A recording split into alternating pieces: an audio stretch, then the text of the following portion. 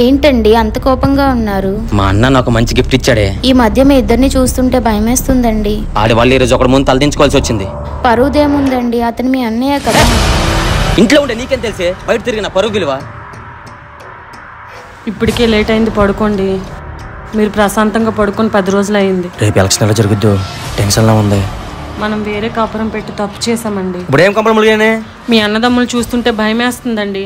శత్రువుల కన్నా ఘోరంగా తయారయ్యారు. ఎలక్షన్ అవుతే టెన్షన్ నేనుంటే మధ్య నీ సోదటే.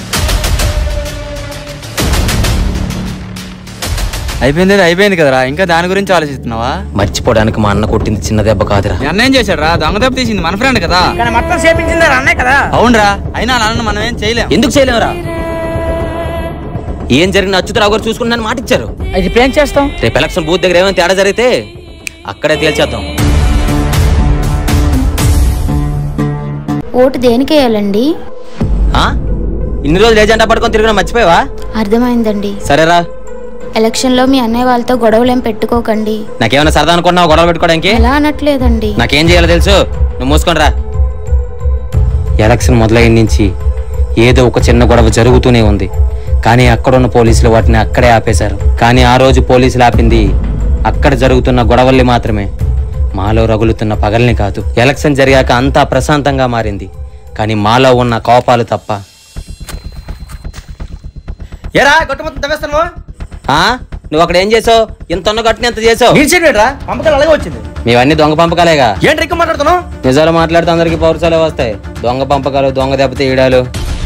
ఈ ఎలక్షన్ లో మనం గెలవనివరా? ఆ ల్యాండ్ కూడా నీ పేరు మీద రిజిస్ట్రేషన్ చేయిస్తా. ఎలక్షన్ లో గెలిస్తే అప్పుడు మాట్లాడుకుంటాం ఈ ఘాట్ల సంగతి.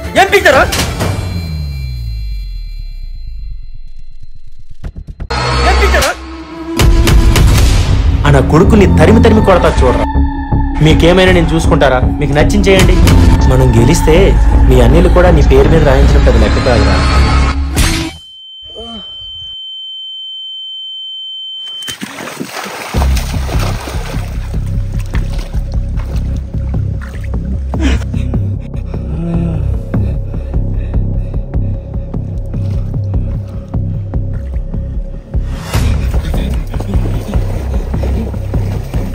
ఏమైందిరా? మా ఆయన చచ్చిపోయాడు రా. ఏం మాట్లాడుతున్నావురా? నేనే చంపేశాను రా. నువ్వు చంపడమేట్రా?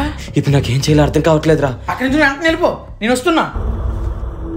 నేను చెప్పేది జాగ్రత్తగా వినరా. ఏమైందిరా? వచ్చేదారా కారు భూపతి ఇంటి దగ్గర ఉందిరా.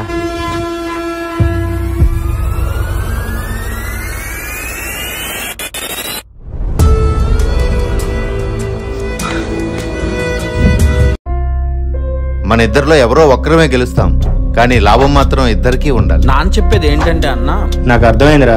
నువ్వు గెలిచావనుకో నా వ్యాపారం జోలికి రాకు. ఒకవేళ నేను గెలిచాననుకో నీ వ్యాపారం జోలికి నేను రాను. జనాలు తిరగబడతారేమో సార్. బయట మేము శత్రువులమేరా, లోపలే ఈ చుట్టరికాలు. జనాలు వాళ్ళే కొట్టుకొని చేస్తారు.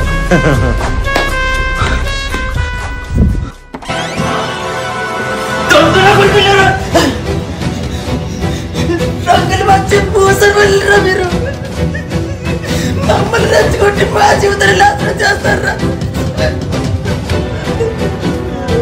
వన్ రూమ్ లో పడేయండిరా.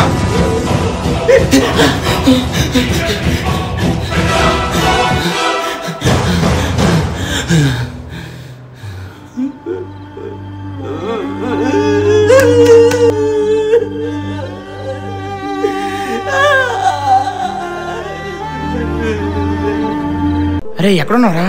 ఇంటి దగ్గరలోనే ఉన్నాను రా. చంపింది నువ్వేం తెలుసుకుంది, ఇంటికి రాకరా.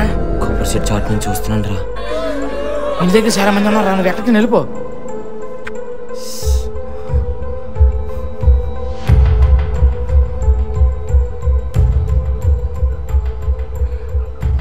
బాబాయ్, అందరూ అంటున్నారు నువ్వు మా నాన్నని చంపేశావంట.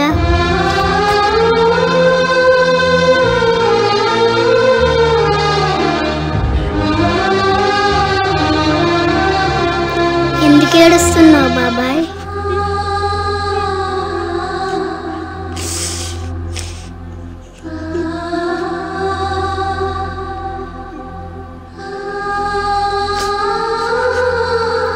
కొన్ని రోజుల తర్వాత మా కుటుంబానికి మగదిక్కే లేకుండా పోయింది. పోటీ పడ్డ నాయకులు బాగానే ఉన్నారు. వాళ్ళ కోసం గొడవకు దిగిన నా బతుకు మాత్రం జైలు పాలైంది. నీకెన్నిసార్లు చెప్పానమ్మా ఆ రాజకీయ నాయకులు గడప తొక్కొద్దని. నేను నీకోసం ఏం చేయలేకపోయినరా. అసలు ఏమన్నారమ్మా? అయ్యా, ఎవరు? నేను లక్ష్మణయ్య. ఏంటి? మా అబ్బాయికి ఏదైనా జాబ్ వేపిస్తానన్నారు. జాబా? అసలు నీకు ఎవరు లోపలికి రానిచ్చారు? ఓటేసి గెలిపిస్తే ఇలా మాట్లాడతారేంటయ్యా? ఓటు నాకేసేమని గ్యారంటీ ఏంటి? రే ముందు తను బయటికి లాగేయండి. ఇప్పుడే రిజల్ట్ చూసా, నాకు జాబ్ వచ్చిందమ్మా. మీరు ఓటేసిన నాయకుడి వల్ల, నేను ఓటేసిన నాయకుడి వల్ల కాదమ్మా, మీరు కష్టపడి చదివించిన చదువు వల్ల వచ్చిందమ్మా జాబు. వెళ్ళేదారుల్లో ఆకాశం తోడుంది, హద్దే నీకొద్దు, నీ నవ్వే వీడొద్దు. చదువుకునే వయసులో పార్టీ జెండా పట్టుకొని తిరగడం వల్ల వీడికి రోజుకి 500 రూపాయలు వచ్చింది. కానీ వాడికి ఆ రోజు అర్థం కాలేదు, ఎలక్షన్ ముందు 5 రోజులు తప్ప మిగతా రోజులు వాడికి 5 రూపాయలు కూడా ఇవ్వరని. కానీ వాడికి ఆ రోజు అర్థం కాలేదు, చదువుకునే వయసులో అంత డబ్బు రావడం వలన కొత్త వ్యసనాలు వాడిని చుట్టుముడతాయని. పైన పార్టీ మారితే కాదు, మనం కష్టపడి చదివి మన స్థాయి మారితేనే మన బ్రతుకులు మారతాయని ఈ కుర్రోడు నిరూపించాడు. మా ఇద్దరు అన్నదమ్ములము ప్రేమగా మాట్లాడుకుంటే అయిపోయి ఈ భూమి పంపకాల్లోకి రాజకీయాన్ని తీసుకొచ్చాము. మనల్ని రెచ్చగొట్టే నాయకులు బాగానే ఉంటారు, ఎందుకంటే ఒకరి కాలర్ ఇంకొకరికి అందదు కదా. కానీ వాళ్ళు రెచ్చగొట్టి వదిలేసిన ప్రజలు అలా కాదు కదా. తెల్లారితే వేరే పార్టీ వాడిని పగోడే అనుకుంటారు. సీటు కోసం సీఎంనే మార్చే ఇలాంటి నాయకుల కోసమా మనం బుర్రలు బద్దలు కొట్టుకునేది? జూన్ 4న ఎలాంటి గొడవలకి వెళ్లకుండా ఉంటారని ఈ సిరీస్ తీశాను. ఈ సిరీస్ కోసం మా టీం అందరం చాలా కష్టపడ్డాం. ఫాలో చేయకపోయినా పర్లేదు,